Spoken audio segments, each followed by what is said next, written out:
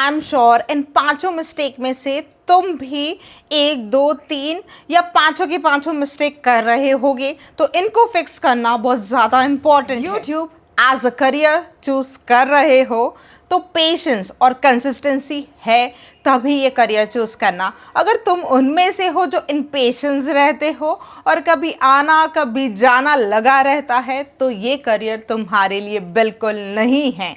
तो एक बार अच्छे से सोच के ही इस करियर में आना। अगर पेशेंस रख सकते हो, कंसिस्टेंसी रख सकते हो, तभी ये करियर तुम्हारे लिए है, नहीं तो बिग नो है। Mistake number 1, confusing the algorithm. Algorithm confuse हो रही है तुम्हारे कंटेंट से। क्यों? किसी दिन जा रही कुकिंग की वीडियो, किसी दिन जा रही है ब्यूटी की, किसी दिन टेक की, किसी दिन DIY की। नहीं, कंफ्यूज हो जाती है एल्गोरिथम तुम्हारा कंटेंट देख के।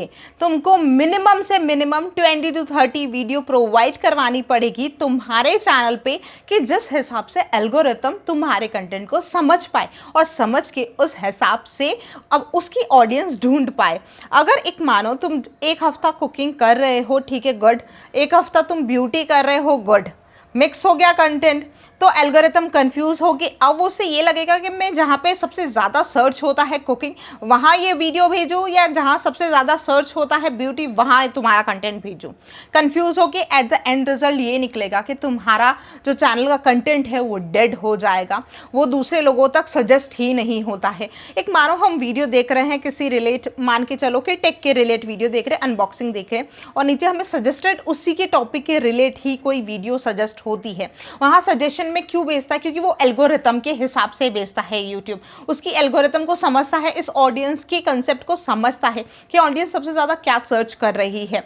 अगर मानो सजेशन में ही तुम्हारी वीडियो नहीं जाएगी, तो एल्गोरिथम बिल्कुल भी तुम्हारे कंटेंट को नहीं समझ रही है। उसको समझने के लिए तुम्हें मिनिमम से मिनिमम एक टॉपिक पे 30 से 40 वीडियोस देना ज़रूरी है।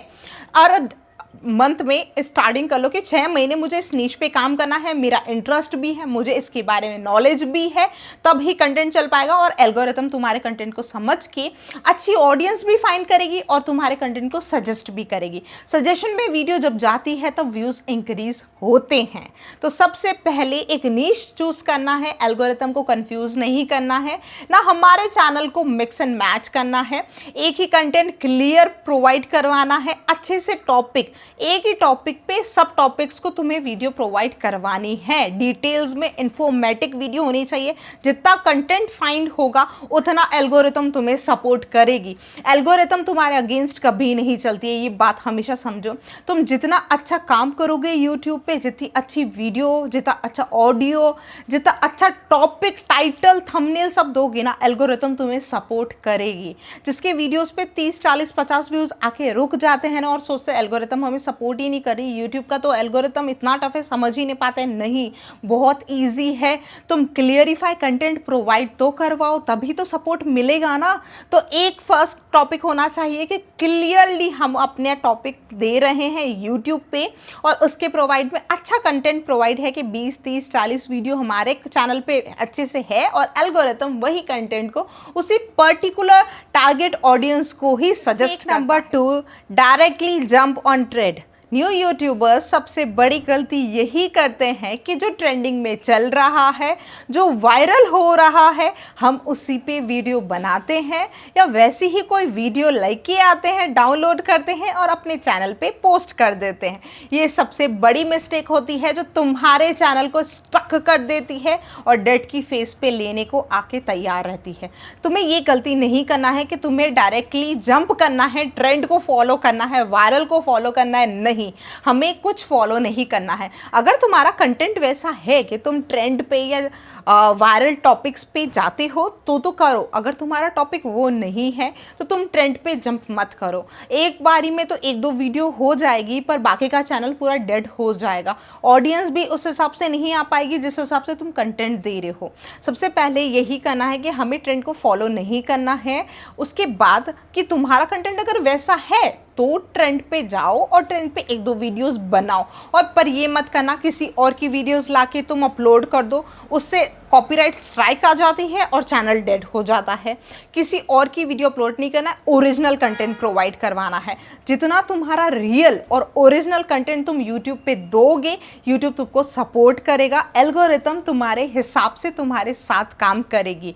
ट्रेंड पे कभी भी जंप मत करना। ट्रेंड सिर्फ महीना भर या 15 दिन रहता है, उसके बाद ट्रेंड खत्म हो जाता है। उसके साथ तुम्हारा मोटिवेशन भी खत्म हो जाएगा और तुम्हारा चैनल भी अफेक्ट हो जाएगा ट्रेंड की वजह से। तो तुम्हारे एक टॉपिक पे टिके रहो, उतना ही अच्छा तुम ग्रो कर पाओ। आज के टाइम में जितना लोग रील स्क्रॉल करते हैं, यूट्यूब पे शॉर्ट स्क्रॉल करते हैं, इतना रिटेंशन पावर कम हो चुका है ना कि लोग एक वीडियो पे 5 से 6 सेकंड भी रुकना पसंद नहीं करते। अगर उनको नहीं पसंद आ रहा है तो वो फ्लिप कर देंगे, direct flip flip flip flip.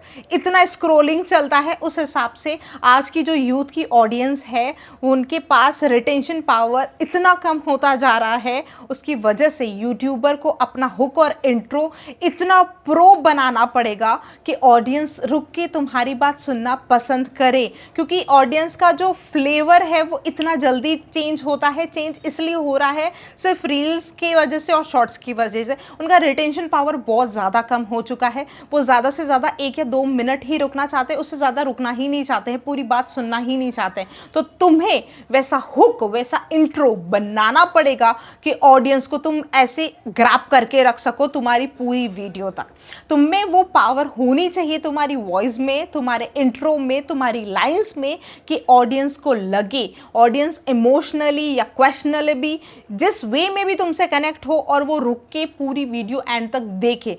तुम्हें वैसा इंट्रो हुक प्रोवाइड करवाना पड़ेगा अपनी वीडियो में, वरना कोई भी ऑडियंस नहीं रुकने को तैयार है। इतना जल्दी रिटेंशन पावर लेस होता जा रहा है रील्स और शॉर्ट्स की वजह से। तो तुम्हारी जो लॉन्ग वीडियो है वो बहुत जल्दी फ्लिप हो जाएगी। अगर तुम इंट्रो पे ऑडियंस को रोक पाए तो कॉन्ग्रेचुलेशंस, पूरी वो ऑडियंस तुम्हारा पूरा एंड तक वीडियो देखेगी। अगर वो इंट्रो में ही तुम्हें फ्लिप कर देती है तो नहीं बन पाएगा। एवरेज ड्यूरेशन भी बहुत कम हो जाएगा, तुम्हारा स्कोर डाउन भी हो जाएगा। तो तुम्हें अगर किसी का इंट्रो और हुक बहुत क्रिएटिवली बनाना है, बहुत इमोशनली, बहुत कनेक्टिवली बनाना है, तो तुम्हें बहुत सर्च करना पड़ेगा उस टॉपिक के बारे में।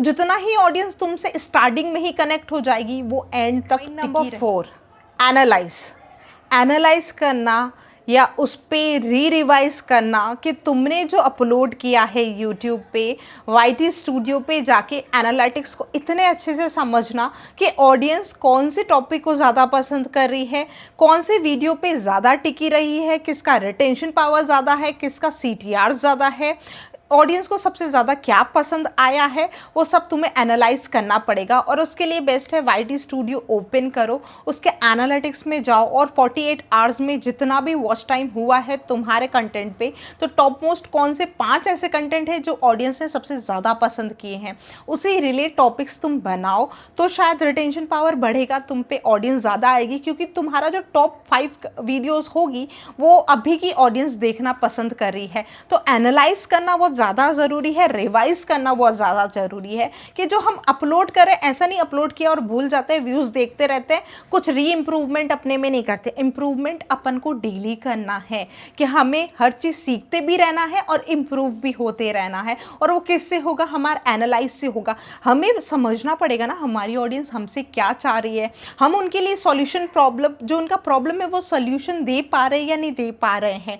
उतना तुमको इम्प्रूव भी होना पड़ेगा और एनालाइज भी करने पड़ेगा। तो सबसे पहले वाईटी स्टूडियो ओपन करो और देखो कि तुम्हारी टॉप 5 कौन सी वीडियोस है जो ज़्यादा चली है 48 आवर्स में और कितने व्यूज़ आए हैं और ऑडियंस कहाँ तक वॉच किया है, उसको रिटेंशन पावर कितना है, CTR कितना है, सब कुछ वहाँ पे क्लियरली शो किया गया। Mistake number 5, most common mistake, starting के न्यू यूट्यूबर्स कनेक्ट ही नहीं करना चाहते अपनी ऑडियंस के साथ में।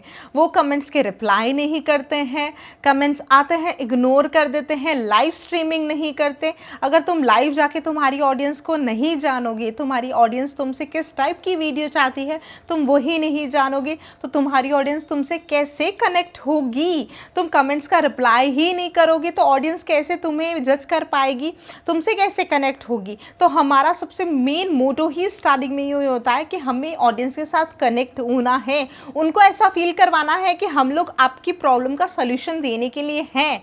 तो लास्ट पॉइंट है, बहुत इंपॉर्टेंट है कि हमें हमारी ऑडियंस के साथ कनेक्ट होना पड़ेगा बाय कमेंट, बाय लाइव। इन दो के टॉपिक से ही तुम कनेक्ट हो पाओगे ऑडियंस के साथ में, और जितना इंटरेक्ट करोगे वो ऑडियंस तुमको रियल मांग के रियल में कनेक्शन बिल्ट हो जाएगा तुम्हारा, और उतना ही जितने कमेंट्स होंगे उतना ही तुम्हारे सजेशन में वीडियो जाएगा। यूट्यूब को पता चलेगा कि ओरिजिनल कंटेंट है, रियल कंटेंट है और ये लोगों को पसंद आ रहा है। तो स्टार्टिंग पे कमेंट्स पे रिएक्ट किया। आपसे मिलती हूँ मेरी नेक्स्ट वीडियो में।